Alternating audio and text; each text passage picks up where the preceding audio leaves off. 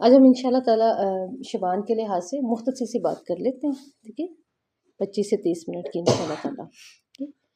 نحمدہ و نصلی علی رسولہ الکریم، اما بعد، فاعوذ باللہ من الشیطان الرجیم، بسم اللہ الرحمن الرحیم. رب اشرح لی صدری ویسر لی امری واحلل عقدۃ من لسانی یفقہوا قولی، رب زدنا علما ورزقنا فہما، آمین یا رب العالمین.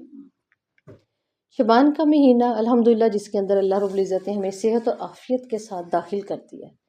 سلف صالحین میں حتیٰ کہ ہمیں کچھ صحابہ کی چین میں بھی ملتا ہے کہ صحابہ اور سلف صالحین رمضان سے 6 ماہ پہلے دعائیں کرنا شروع ہو جاتے تھے کہ اللہ تعالیٰ ہمیں رمضان اور شبان میں پہنچا دے. اور اس کی سب سے بڑی فضیلت ایک یہ بھی ہے، آپ صلی اللہ علیہ وسلم کے پاس ایک خبر پہنچی اپنے صحابہ کے ذریعے، کیونکہ مسجد نبی میں بہت سے صحابہ آ رہے ہیں جا رہے ہیں. جس وقت آپ صلی اللہ علیہ وسلم موجود ہوتے تو آپ تک بار بار ایک بات پہنچ رہی تھی، اور وہ بات یہ پہنچی تھی، طلحہ باہر لوگوں کو اپنا خواب سنا رہے ہیں. طلحہ رضی اللہ، وہ وہاں بھی کھڑے ہو کے لوگوں سے بات کر رہے ہیں، وہاں بھی کھڑے ہو کے لوگوں سے بات کر رہے ہیں. اب کیا ہے، آپ صلی اللہ علیہ وسلم تک تو پہنچ گئی بات دوسرے صحابہ کے ذریعے. اب جب آپ صلی اللہ علیہ وسلم کے پاس طلحہ رضی اللہ آئے اور آپ صلی اللہ علیہ وسلم نے دور سے ان سے کہا طلحہ بتاؤ اپنے خواب کے بارے میں، اور جلدی سے آ کے کہتے ہیں گھٹنوں کے بل بیٹھ کے، آپ صلی اللہ علیہ وسلم آپ تک یہ خبر کیسے پہنچی میرے خواب کی؟ کہتے ہیں تم اپنے خواب کی بات کرو. کہتے ہیں اللہ کے رسول میں پریشان اس لیے، یعنی میں جگہ جگہ اپنے 2 صحابیوں سے کھڑا ہوا باتیں کر رہا ہوں، پوچھ رہا ہوں کہ ہم 3 لوگ جو کہ اکٹھا ایمان لے کر آئے، آپ صلی اللہ علیہ وسلم کے ہاتھ پہ بیعت کی، اور وہ دونوں میرے ساتھ صحابی چلے گئے کیونکہ ان کا گھر بار نہیں تھا. انہوں نے بیعت کی، اس کے بعد وہ میرے ساتھ رہنا شروع ہو گئے. ان میں سے ایک تو کچھ ماہ بعد ہی جہاد پر گیا اور شہید ہو گیا، اور ایک وہ ہے جو اس کے 1 سال بعد فوت ہوا، طبی موت، گھر پر بستر پر. لیکن میں نے رات خواب دیکھا یا رسول اللہ صلی اللہ علیہ وسلم، میں دیکھتا ہوں کہ ہم تینوں کھڑے ہوئے ہیں جنت کے دروازے پر باہر. اب فرشتہ پہلے آیا اور اس نے اس شہید کو نہیں لیا، کہا ابھی آپ کا ٹائم نہیں ہے، اور اس جو بیمار بعد میں صحابی فوت ہوئے تھے اس کو وہ اندر لے گئے، اور کچھ ٹائم بعد وہ واپس آئے اور کہا اب آپ چلیے، اور اس کو لے گئے شہید کو. اور ساتھ یہ طلحہ رضی اللہ کہتے ہیں انہوں نے مجھے کہا ابھی آپ کا وقت نہیں ہے. اور اتنے میں ہی اللہ کے رسول میری آنکھ کھل گئی. لیکن مجھے سمجھ نہیں آئی، شہید کا تو قطرہ نہیں زمین پہ گرتا کہ اللہ اس کو اس کا ٹھکانہ دکھا دیتے ہیں. تو آپ صلی اللہ علیہ وسلم فرماتے ہیں ہاں طلحہ، اس لیے کہ اس نے اس کے 1 سال بعد وہ فوت ہوا ہے، اس نے اپنی زندگی میں ایک رمضان کو پا لیا تھا. دیکھیں ایک رمضان کی وجہ سے اعمال کتنے بلند ہوئے، کس قدر بلند ہوئے ہیں نا اعمال. تو آپ دیکھیے کہ ایک رمضان کی وجہ سے ان کے فرائض نفل بنے، ان کی نیکیاں بڑھیں، ٹھیک ہے، اور ان کا ایک ایک عمل جو 1 نیکی تھی وہ 10 نیکی، 10 سے وہ 70 پر گئی ہے. تو ایک رمضان اور وہ شبان کے پا لینے کی وجہ سے کتنا بلند درجہ ہوا کہ وہ پہلے گئے ہیں شہید سے بھی. یہی وجہ مجھے سمجھ آتی ہے کہ صحابہ اس لیے دعائیں کرتے تھے اللہ تعالیٰ ہمیں رمضان میں داخل کر. اور دیکھیں میں اور آپ یہ دعائیں تو کر رہے ہیں الحمدللہ کہ اللہ ہمیں رمضان میں داخل کر دے، لیکن اس کے ساتھ ساتھ ایک اور بھی چیز ہے مانگنے والی، اور وہ بہت ضروری ہے. آپ کو کیا لگتا ہے وہ کیا ہو سکتی ہے؟ کیا ہو سکتی ہے وہ؟ دیکھیے ہاں جی، یہ چیز تھی، اصل چیز جو تھی نا وہ یہ تھی، کیا عافیت مانگی اللہ سے. ہم کتنی تیاری کر لیتے ہیں، کتنی تیاری ہونے کے بعد ایک دم سے معاملہ کچھ اور ہو جاتا ہے. ہماری عبادت، ہمارا سوچنا، ہمارا بیٹھنا اٹھنا، حتیٰ کہ اگر ہم یہ بھی کہنا کہ روزے دار کا سونا بھی عبادت ہے، تو اللہ نہ کرے اگر کوئی کسی زیادہ ہی بیماری میں چلا گیا تو اس کو کیا پتا بیچارہ کب سویا کب اٹھا. تو سب سے بڑی چیز تو یہ ہے کہ عافیت مانگنا شروع کر دے، آج سے ہی عافیت مانگنا اللہ سے شروع کر دے. اور ابو بکر رضی اللہ، دیکھیے اتنی پیاری دعا ہے کہ آپ صلی اللہ علیہ وسلم کی زندگی سے یہ بار بار دعا سنی. صحابہ کی کتنی پیاری تربیت کی ہے نا آپ صلی اللہ علیہ وسلم نے، بار بار یہ دعا سنی کہ آپ صلی اللہ علیہ وسلم ہمیشہ کہا کرتے تھے لوگوں تمہاری دعاؤں میں اللہ کو سب سے زیادہ پسند دعا عافیت کی ہے. یعنی جتنی دعائیں کرنی ہے کرو لیکن عافیت کو بار بار طلب کرو، یہ اللہ کو خود پسند ہے کہ بندہ مجھے کہے اللہ مجھے عافیت دے. اور جیسے ابو بکر رضی اللہ فرسٹ ٹائم ممبر پہ آئے، یہ خلیفہ بنے، فرسٹ ٹائم ممبر پہ چڑھتے انہوں نے ایک ہی بات کی تھی، اللہم انی اسألک العفو والعافیۃ فی الدنیا والآخرہ. اور عافیت بہت بڑی نعمت ہے، یقین جانیے یہ صحت اور عافیت.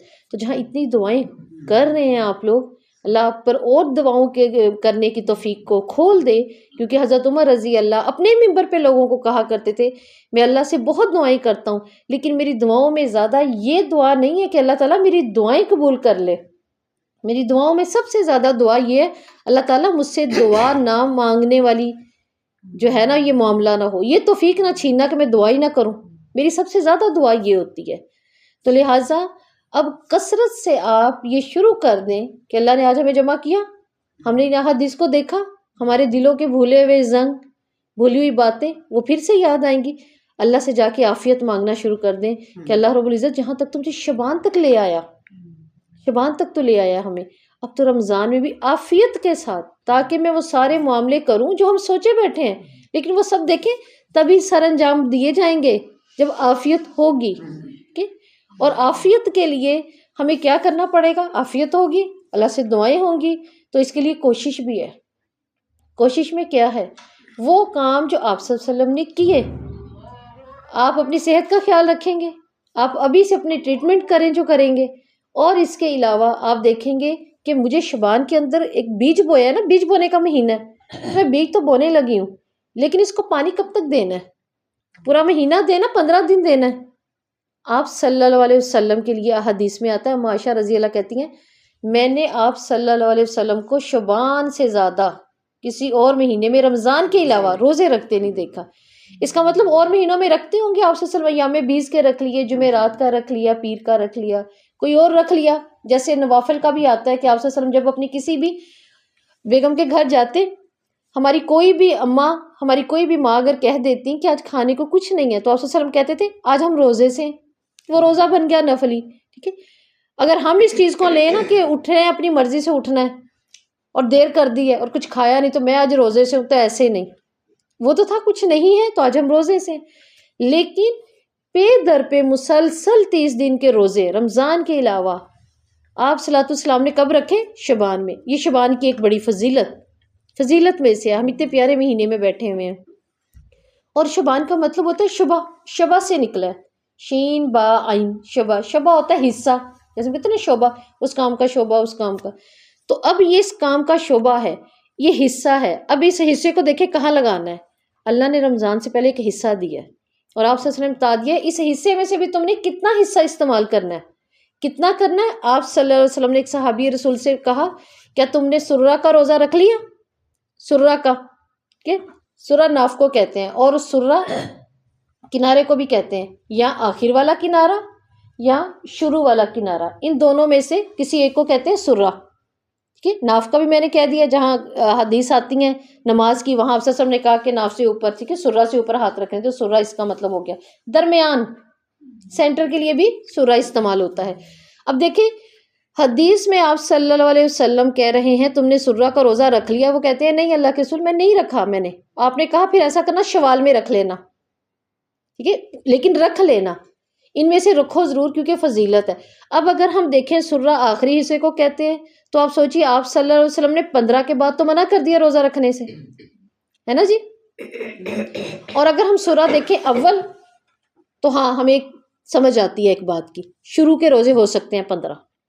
اب ایک حدیث کا حصہ کہتا ہے آخر میں نہ رکھیں، ایک حدیث کا حصہ کہتا ہے شروع میں رکھیں، تو پھر کیا کریں؟ دو چیزیں سامنے آ رہی ہیں، تو یہاں پہ علماء کا کہنا ہے کہ جب دو چیزیں سامنے آ جائیں، آپ صلی اللہ علیہ وسلم کہہ رہے ہیں روزے رکھو اور ایک میں کہہ رہے ہیں کہ آخر میں نہ رکھو، تو اگر بات یہاں پر ایسی آ جائے آپ صلی اللہ علیہ وسلم کا عمل اور قول آمنے سامنے آ جائیں، تو علماء کا کہنا ہے پھر عمل آپ صلی اللہ علیہ وسلم کے لیے ہے، قول امت کے لیے۔ اب دیکھیں آپ صلی اللہ علیہ وسلم نے عمل کر لیا، پورے مہینے روزے رکھ لیے، کیوں؟ آپ صلی اللہ علیہ وسلم نے اس لیے رکھیے کہ آپ کی طاقت، آپ کا مقام بلند تھا، اور آپ صلی اللہ علیہ وسلم کہا بھی کرتے تھے کہ اگر میں روزے رکھتا ہوں نا، میں نے کچھ نہیں ملا، افطاری میں بھی کچھ نہیں ملا، میں نے روزہ کر لیا، تو میرا اللہ مجھے کھلا پلا دیتا ہے۔ آپ نے فرمایا تم میں سے 10 لوگوں کو جو بخار ہوتا ہے وہ مجھے اکیلے کو ہوتا ہے، طاقت دی ہے نا اللہ نے، ان کا مقام، ان کا رتبہ۔ تو قول کی وجہ سے کیا ہوا؟ قول امت کے لیے آ گیا، عمل آپ صلی اللہ علیہ وسلم کے لیے آ گیا۔ اب سرہ میں تو سرہ بنتا ہے 15 شبان، تو 15 شبان تک ہم اپنے روزے رکھ سکتے ہیں، اپنے حیض نفاس کے، اپنی کسی تکلیف کے، سفر کے چھوٹے ہوئے، لیکن فرض آپ کے وہ فرض روزے ہیں۔ آپ انہیں پورا کر لیں 15 تک. 15 تک. اگر کوئی چاہتا ہے کہ میں 13 14 15 کو رکھ لوں تو ویل اینڈ گڈ، وہ بہت اچھا ہے، وہ رکھ لے. اگر کوئی کہتا ہے میں اکیلا 15 شعبان کو رکھ لوں تو بھی وہ رکھ لے، تو بھی وہ رکھ سکتا ہے اکیلی 15 کو بھی. اور اگر کوئی کہتا ہے کہ میں 1 سے 15 تک ہی رکھ لوں تو وہ رکھ لے. کیوں رکھ لے؟ کیونکہ آپ صلی اللہ علیہ وسلم نے فرمایا 15 شعبان کو اللہ رب العزت کائنات مخلوق کی طرف محبت کی نظر سے جھانکتا ہے. یہ صحیح حدیث ہمیں ملتی ہے، اس پہ کسی اس کا اختلاف نہیں ہے مسلک کا. اللہ رب العزت جھانکتے ہیں اپنے مخلوق کی طرف، ٹھیک ہے. اور کیا ہوتا ہے؟ اعمال اوپر چڑھتے ہیں.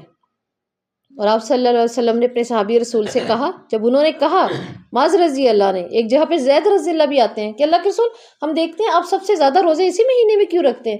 آپ نے فرمایا اعمال اوپر چڑھتے ہیں.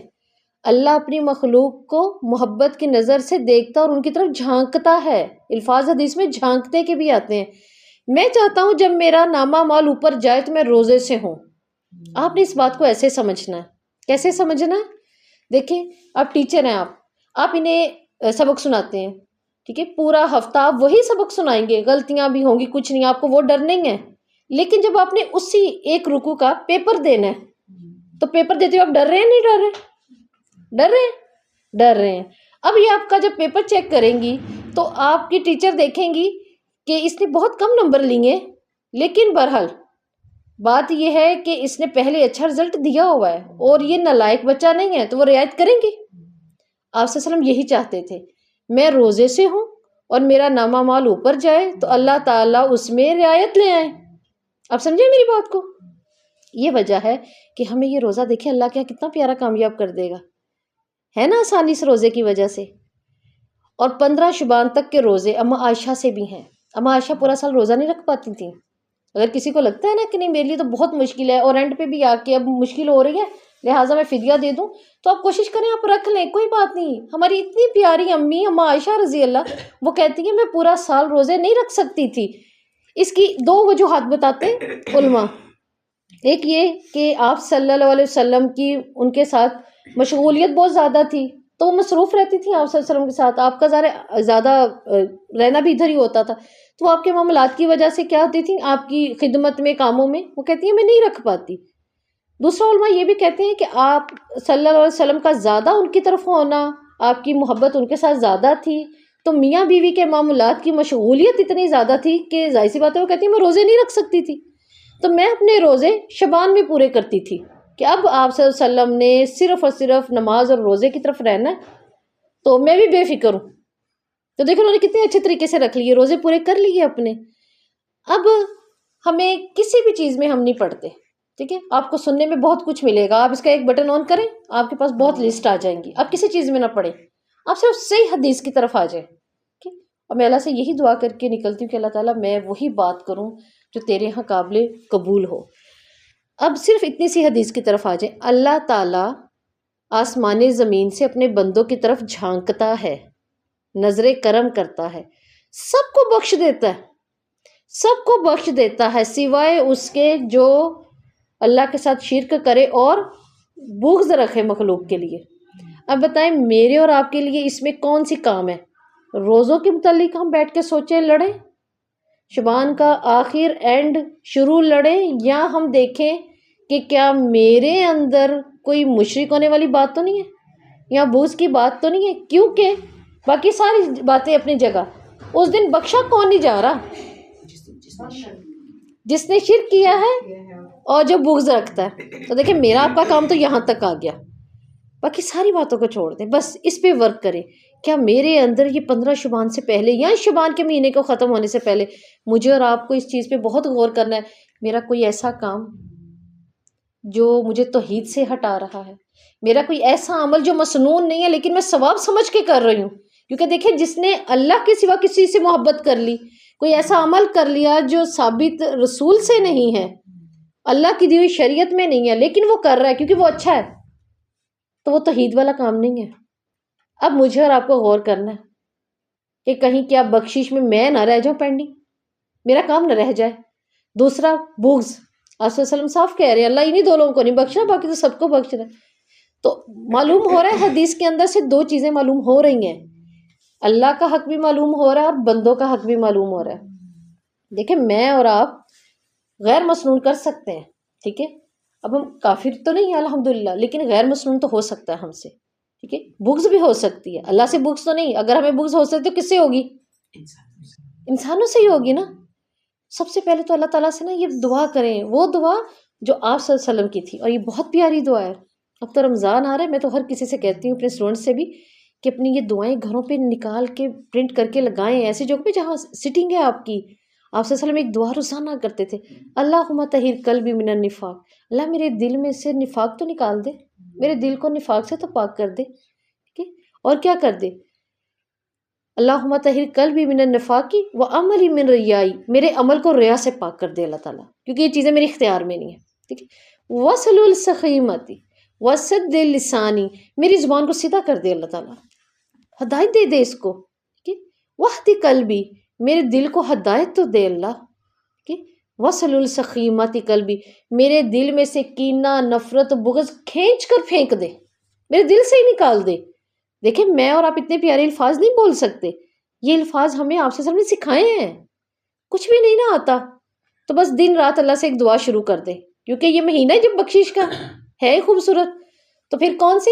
وصل السخیمۃ قلبی، اللہ میرے دل سے کھینچ کر کینہ نفرت بغض نکال دے، مجھے اپنے بندوں کے لیے صاف اور پاک کر دے، کیونکہ اللہ تعالیٰ کہتے ہیں میری ذات تو چھوڑو نا، میں تو معاف کر دوں گا، میں تو ایسا ہوں، میں نے تو بہت بڑے بڑے مجرموں کو معاف کیا ہے، حتیٰ کہ آپ یہاں سے اللہ کی رحمت کا اندازہ لگائیں، آپ صلی اللہ علیہ وسلم کو جبرائیل علیہ السلام نے آ کے کہا، کہتے ہیں جبرائیل یا رسول اللہ کاش آپ اس وقت ہوتے اور آپ دیکھتے جب میں فرعون کے منہ میں مٹی ڈال رہا تھا، وہ کہہ رہا تھا میں ایمان لے آیا موسیٰ اور ہارون کے رب پر، جب غرق ہونے لگا تو کیا کہتے ہیں جبرائیل، میں کیچڑ کی مٹی اٹھا اٹھا کے اس کے منہ میں ڈال رہا تھا، کہیں اللہ کو اس پہ رحم ہی نہ آ جائے، اور میں نہیں چاہتا، میں بھی نہیں چاہتا کہ جو اس نے ظلم کیا ہے یہ آئے، یعنی آپ یہاں سے اندازہ لگائیں اللہ اتنا مہربان ہے کہ جبرائیل کہتے ہیں کہ اللہ کے رسول کاش آپ وہ وقت دیکھتے جب میں فرعون کے منہ میں مٹی ڈال رہا تھا کہ کہیں اللہ کو اس پہ ترس ہی نہ آ جائے، تو کیا دیکھیں جب میں اور آپ یہ کہیں گے اللہ تعالیٰ میرے دل کو صاف کر دے، جو نفرت کینہ بغض، انسان ہی ہوں نا میں، انسان کا روٹ کیا ہے؟ اگر کوئی پوچھے ہم سے، انسان عربی کا لفظ نسی سے بنا ہے، نون سین یا، نسی، نسی ہوتا ہے نسیان، اور نسیان ہوتا ہے بھول چوک، ہم نہیں کہتے ربنا لا تؤاخذنا ان نسینا، ہے نا، کہ اللہ مجھے معاف کر، اس پہ نہیں پکڑنا جو میری نسیان سے ہو گئی ہم سے، تو اللہ تعالیٰ کو پسند ہے بہترین خطا کار، اور جب آپ صلی اللہ علیہ وسلم نے یہ بات لوگوں کو بتائی، اللہ تعالیٰ کہتے ہیں مجھے پسند کون ہے؟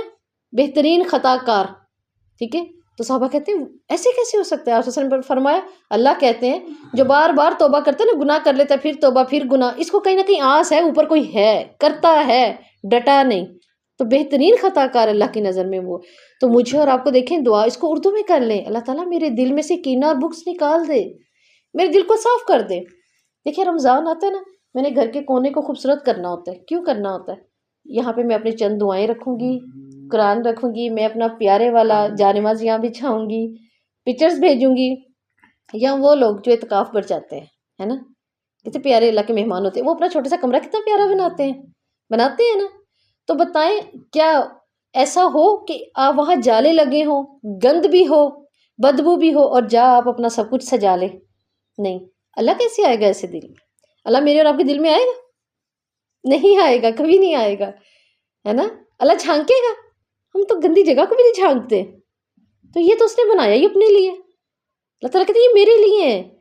اور پھر انہی روزوں کو شعبان کی اسی خوبصورت فضیلت کو سامنے رکھتے ہوئے جب آپ صلی اللہ علیہ وسلم نے یہ بات بتائی تو صحابی رسول معاذ رضی اللہ آپ صلی اللہ علیہ وسلم ان کو یمن کا گورنر بنا کے بھیج رہے تھے اور ساتھ میں لے کے جا رہے تھے چھوڑتے چھوڑتے، تو یہ کہتے ہیں اللہ کے رسول مجھے کوئی بات بتائے، کوئی عمل بتائے محبوب سا پیارا سا کہ میں کرتا رہوں، دیکھیں وہ تو پھر قسمت ہے، کوئی واپس آئے گا ملے گا، موت بھی آ سکتی ہے۔ تو آپ صلی اللہ علیہ وسلم نے کہا میں چاہتا ہوں ہر وقت تیری زبان اللہ کے ذکر سے ایسی تر رہے کہ تیرا موت کا وقت آئے تو کسی ایسے ذکر یا کسی ایسے عمل پہ آئے۔ اور ساتھ ہی پھر ایک اور صحابی رسول اللہ کے کہتے ہیں یا رسول اللہ مجھے کوئی وصیت کر دیجئے، تو آپ صلی اللہ علیہ وسلم کہتے ہیں تجھے میں ایسے عمل کی وصیت کرتا ہوں کہ تو نے اس کو رد نہیں کرنا، تو ہمیشہ روزے سے رہنا۔ کتنا پیارا عمل ہے۔ اب سوچیں یہ عمل اتنا پیارا کیوں ہے؟ وجہ کیا ہے؟ وجہ یہ ہے اللہ تعالیٰ نے فرشتوں کو بہت حساب دیا ہے، بہت علم دیا ہے، بہت علم ہے۔ جبرائیل کے پاس دیکھیں کتنا علم ہے، ملائکہ سردار ہے نا، آدم سے لے کے ٹھیک ہے محمد صلی اللہ علیہ وسلم تک یہی تو علم لے کر آتے رہے ہیں۔ اور آپ صلی اللہ علیہ وسلم نے آخری رمضان جب آپ سے سنے فوت ہونا تھا، دورہ قرآن کتنا کیا؟ 2 دورہ قرآن کیے، 2 دورہ قرآن۔ ایک تو اس کی علماء وجہ بتاتے ہیں تاکہ دین مکمل ہو جائے، اور دوسرا غلطی کا کوئی شعبہ نہ رہے، آپ صلی اللہ علیہ وسلم نے آگے دینا تھا امت کو۔ 2 دورہ قرآن کی۔ اب یہ اتنا علم کون لے کر آ رہا ہے؟ وہی لے کر آ رہے ہیں نا جبرائیل۔ پہلی وحی میں کیا کہا تھا آ کر جبرائیل نے آپ صلی اللہ علیہ وسلم کو جب دبوچا، پھر کیا کہا؟ اقرا۔ اور آپ صلی اللہ علیہ وسلم نے کیا فرمایا؟ لا انا قاری، میں قاری نہیں، مجھے تو پڑھنا ہی نہیں آتا، یعنی مجھے نہیں پڑھنا آتا۔ اور وہ بار بار دبوچتے تھے۔ اور یہ دیکھیں کہاں سے ہو رہا ہے؟ جبرائیل کے پاس بہت پیارا علم ہے اور بہت علم ہے۔ لیکن آپ دیکھیے اس حدیث کو، آپ سے نے فرمایا اللہ رب العزت کہتے ہیں میرا بندہ جب روزہ رکھتا ہے ٹھیک ہے تو اس کا فرشتے حساب نہیں لکھ سکتے، کیونکہ اللہ نے انہیں کیا کہا ہے؟ روزہ میرے لیے ہے اور میں ہی اس کی جزا دوں گا نا۔ سبحان اللہ، آپ یہ دیکھیں کہ یہ میرے لیے میں ہی دوں گا۔ فرشتے تو عاجز ہیں اس کو لکھنے سے، فرشتے اس کا اجر ہی نہیں لکھ پا رہے۔ اتنا بلند اجر، اتنا بلند اجر۔ اور ایک عام روزہ انسان کو رکھ لیتا ہے نا نفلی، یا چلے میں روزہ ہی رکھ لوں، آپ نے فرمایا اس کے چہرے کو جہنم سے 70 سال کے لیے ہٹا دیا جاتا ہے، دور کر دیا جاتا ہے۔ اگر یہ نفلی روزہ اتنی اہمیت رکھتا ہے تو سوچے نا فرض روزے، یہ جو اب چھوٹے ہوئے ہیں ہمارے جو چھوٹے ہوئے ہیں انہیں تو پورا کرے نا، وہ تو فرض ہے، فرض تو فرض ہے، فرض آنے سے پہلے اس قضا کو پورا کرنا ہے۔ ان روزوں کو دیکھیے، اپنی بیٹیوں کے روزے دیکھیے، ان کے حیض نفاس کے، بیٹیاں، بہو، آپ کے ارد گرد جوان بچیاں، گھر میں کوئی ایسا شخص جس کی مصروفیت بہت ہے لیکن اس کے روزے چھوٹے، آپ رکھوا دیں، اجر پائیں۔ جو کوئی رکھ رہا ہے اس کے کھلوائیں اور اجر پائیں، تاکہ کیا ہو، مجھے وہ اجر ملے جو شبان میں روزے کا اجر ہے۔ اب اگر ہمیں لگتا ہے میرے روزے بھی پورے ہو گئے، میں نہیں رکھ سکتی، یہ جو ہو سکتی ہے کسی کی بیماری ایسی ہے وہ فدیہ دینے کے بعد بھی نہیں رکھ سکتا، پھر وہ کیا کرے؟ پھر وہ کام ایک کرے، اور وہ کیا کرے؟ سب سے بہترین آپ صلی اللہ علیہ وسلم نے فرمایا کیا میرے صحابیوں میں تمہیں ایک ایسا عمل نہ بتاؤں کہ جس کے جیسا دوسرا عمل ہی نہیں ہے؟ کہتے ہیں اچھا اللہ کے رسول وہ کیا ہے؟ آپ سے نے فرمایا میں تمہیں ایسا اجر آج بتاؤں گا کہ اگر تم تختوں پہ سونا لے کے جا کر صدقہ کر آؤ تو وہ اس سے بھی بڑھ کر ہے، اگر تم چاندی کو لے جاؤ تختوں میں ڈال کر لوگوں کو دے کر آؤ یہ اس سے بھی بڑھ کر ہے، اگر کوئی اللہ کی راہ میں جہاد پر جاتا ہے اور وہ کافر کی گردن اڑا کر آتا ہے اللہ کے کلمے کے لیے یہ اس سے بھی بڑھ کر ہے، اگر کوئی اپنی جان ہتھیلی پہ رکھ کر مجاہد بن کر جائے، مال بھی واپس لائے جان بھی واپس لائے، مجاہد ہے نا، اس سے بھی بڑھ کر ہے۔ تو صحابہ کہتے ہیں اللہ اور اس کا رسول ہی جانتے ہیں۔ اللہ کے رسول آپ ہمیں بتائیے، آپ صلی اللہ علیہ وسلم کہتے ہیں ذکر اللہ کا ذکر ہے، اور کون سا؟ ابھی میں آپ کو ایک ذکر بتاتی ہوں، سارے ذکر ہے، آپ کا جو دل چاہتا ہے آپ کریں، لیکن حدیث کا یہ ایک پہلو اس لیے سامنے رکھنا چاہ رہی ہوں کہ ان دنوں کی عظمت جتنی بڑی ہے نا کچھ ہم بھی بڑا کریں، اور جو جتنا بڑا کرے گا نا اس کے لیے اتنا ہی انعام ہے۔ حضرت موسیٰ صلی اللہ علیہ وسلم جب کوہ طور پہ اللہ رب العزت نے بلایا تھا نا علم سیکھنے کے لیے، تورات دینی ہے، احکامات دینے ہیں، تو حضرت موسیٰ اس قدر تیزی سے گئے کہ وقت سے پہلے ہی چلے گئے تھے، تو وہاں سے علماء کہتے ہیں یہ علم کا شوق تھا، محبت تھی، تو اللہ نے اس کے بدلے میں ان کو 10 دن اور دیے، جو بعد میں ہمارے ذی الحج کے پہلے 10 دن بن جاتے ہیں نا فضیلت والے، وہ والے بن گئے۔ 30 رات کا وعدہ تھا، کتنی ہو گئی؟ 40۔ قرآن کہتا ہے نا 40 کر دی میں نے، ان کے شوق کی وجہ سے، ان کی محبت کی وجہ سے کہ میں بڑے کام کے لیے جا رہا ہوں، میں جلدی جاؤں، میں کچھ بڑا کر کے دکھاؤں۔ تو دیکھیں میرا اور آپ کا کام اس وقت بہت بڑا ہے، آپ پر اور میرے اوپر ہم کتنی آسانی سے پڑھ کے گزر جاتے ہیں، سَيَقُولُ السُّفَهَاءُ مِنَ النَّاسِ مَا وَلَّاهُمْ عَنْ قِبْلَتِهِمُ الَّتِي عَلَيْهَا، ٹھیک ہے، کہ بیوقوف کہیں گے کس نے پھیر دیا ان کو ان کے قبلے سے؟ دوسرے پارے میں آتا ہے سَيَقُول میں، کس نے پھیر دیا ان کو ان کے قبلے سے؟ اصل میں وہاں پر بات کیا تھی؟ امامت کا تاج بنی اسرائیل سے اتار کر اللہ رب العزت نے آپ صلی اللہ علیہ وسلم کے اور ہمارے سر پہ رکھ دیا کہ وہ کام جو اس امت نے کرنا تھا نا آنے والی قیامت تک کی امت کے لیے، اب وہ آپ صلی اللہ علیہ وسلم کے سر پہ رکھ دیا گیا، وہ میرے اور آپ کے سر پر ہے۔ اس وقت میں اور آپ کس قدر قیمتی ہیں، ہم نے خود کو خود ہی سستا کر دیا ہے۔ آپ بہت قیمتی ہیں، کیوں؟ آپ صلی اللہ علیہ وسلم کی امتی ہیں۔ کس کی امت ہے؟ جو تاج آپ کو دے گے۔ آپ صلی اللہ علیہ وسلم نے کہا میرے بعد کوئی نبی نہیں آنے والا، یہ کام اب تم نہیں کرنا ہے۔ تبھی تو آپ صلی اللہ علیہ وسلم نے فرمایا انبیاء کے وارث کون ہوتے ہیں؟ درہم دینار چھوڑ کر نہیں مرتے، وہ علم چھوڑ کر مرتے ہیں۔ علماء ان کے وارث ہیں۔ اور وارث کون ہوتا ہے؟ قریب ترین۔ تو انشاءاللہ ہمیں اللہ سے پیاری امید ہے کہ اللہ ہمیں آپ صلی اللہ علیہ وسلم کے پاس اور سامنے ہی کھڑا کرے کہ یہ آپ کے وارث ہیں۔ اللہ ہمیں اس طرح کھڑا کرے اس دن۔ تو ہمیں کچھ بڑا کرنا ہے۔ اب بڑا کرنے میں یہ کلمات بہت پیارے ہیں۔ 5 صحابی رسول اس کو بتانے والے ہیں، اس کے گواہ ہیں۔ کون کون سے؟ بڑے بڑے صحابی، معاذ رضی اللہ، معاذ بن جبل رضی اللہ، ابو ایوب انصاری کہ ابو ذر غفاری، عمار بن شبی، عبد الرحمن بن غنم۔ یہ 5 کہتے ہیں کہ ہم نے سنا اللہ کے رسول سے کہ میں تمہیں ایسا کلمہ بتاتا ہوں جس کے 8 فائدے ہیں، اور فائدے بھی چھوٹے نہیں ہیں۔ کلمہ ایک ہے، فائدے 8 ہیں۔ کون سا کلمہ ہے؟ آپ صلی اللہ علیہ وسلم نے پہلے تو فائدہ بتایا، پھر میں آپ کو کلمہ بتاتی ہوں۔ ان فائدوں کو یاد رکھیے تاکہ آپ جا کے گھر پر بتا سکیں۔ آپ اس چیز کو جو یہاں سے لے کے جائیں کہ جو نہیں ہے اس تک پہنچا دیں۔ پہلا فائدہ آپ صلی اللہ علیہ وسلم نے فرمایا اس کلمے کو پڑھنے سے کیا ہوگا، اور کلمہ ہے لا الہ الا اللہ وحدہ لا شریک لہ لہ الملک ولہ الحمد وہو علی کل شیء قدیر۔ جو فجر کے بعد بغیر بات کیے کسی سے 10 دفعہ پڑھ لے، اور سلام پھیرتے مغرب کے بعد اس کو 10 دفعہ پڑھ لے، اور اس کے علاوہ آپ چلتے پھرتے پڑھیں۔ اس کے فائدے کیا ہیں 8؟ پہلا فائدہ آپ صلی اللہ علیہ وسلم نے فرمایا اللہ تعالیٰ اس کے پڑھنے والے کو 10 نیکیاں دیتا ہے، ایسی نیکیاں اس کے نامہ اعمال میں لکھ دیتا ہے جو اس پر جنت کو واجب کر دیتی ہیں۔ دیکھیں جنت واجب آسانی سے نہیں ہوتی۔ میں اور آپ جتنے اعمال کرتے ہیں نا سارا دن، پتہ نہیں وہ اعمال اس طرح کے ہیں بھی کہ نہیں۔ جنت تو واجب ہوتی ہے ایسے کاموں پہ۔ کیسے کاموں پر؟ احد کے دن سب لوگ تتر بتر ہوئے، ماحول کچھ ایسا پیدا ہو گیا، آپ صلی اللہ علیہ وسلم اکیلے رہ گئے۔ ابو طلحہ رضی اللہ آپ صلی اللہ علیہ وسلم کے پاس تھے، تیروں کی بھجاڑ تھی، اتنا تیر چاروں طرف سے آ رہا تھا، اور اکیلے ابو طلحہ آپ صلی اللہ علیہ وسلم کے ارد گرد اتنا تیر کھا رہے ہیں اور آپ صلی اللہ علیہ وسلم کو بچا رہے ہیں۔ اور دور سے ابو بکر کی نظر پڑی پہاڑ سے، اور انہوں نے وہاں سے آواز دی کہ طلحہ میں آ رہا ہوں، یعنی آپ صلی اللہ علیہ وسلم زندہ ہیں۔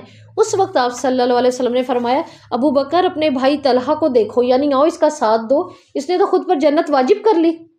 آپ مجھے بتائیں آسان ہے جنت واجب کرنا؟ نہیں، اس کلمے سے آسان ہو رہی ہے؟ جس نے اللہ تعالیٰ کے 99 نام یاد کر لیے، ٹھیک ہے، اس کے اوپر جنت واجب ہے۔ ٹھیک ہے، جس نے زکوٰۃ، جس نے مساکین، یتیموں اور اللہ کے مسلح کا حق ادا کر دیا، اس پہ جنت واجب ہے۔ کون کہے گا کہ تیری جنت نہیں ہے؟ جس نے دین کی خاطر خون بہا دیا اس پہ جنت واجب ہے۔ لیکن ہمیں اس ایک کلمے سے اتنا بڑا اجر مل رہا ہے۔ دوسرا کیا ملے گا؟ اس کے نامہ اعمال میں سے ایسے 10 گناہ مٹا دیے جائیں گے جو زندگی میں اس کو ہلاک کرنے کے سبب بنتے، اور ہلاک کرنے والے گناہ بہت بڑے ہوتے ہیں جو زندگی کو ہلاک کرتے ہیں۔ اللہ تعالیٰ ہمیں محفوظ رکھے بڑے گناہ، ہلاک کرنے والے گناہ۔ اللہ ان گناہوں کو ختم کر دے گا، کیونکہ دیکھیں گناہوں سے کیا ہوتا ہے؟ گناہوں سے انسان کا رزق رک جاتا ہے، رزق رکتا ہے۔ اور کیا ہوتا ہے؟ اگر گناہ آڑے آ جائیں تو انسان کی تکلیف بڑھ جاتی ہے، وہ اللہ کو ناراض کر بیٹھتا ہے، اسے حلال حرام کی تمیز ہی نہیں رہتی۔ تو پھر اللہ تعالیٰ یہاں بتا رہے ہیں اس کو ہلاک کرنے والے گناہوں سے بچا لیا جاتا ہے، وہ بھی 10، ایک نہیں 10۔ تیسرا انعام کیا ہے؟ اللہ رب العزت فرماتے ہیں اس کے 10 درجے بلند کر دیے جاتے ہیں۔ اب ایک درجہ کتنا ہے؟ ہماری نظر میں درجہ کیا ہوگا؟ آپ کو کیا لگتا ہے درجہ کیا ہوتا ہے؟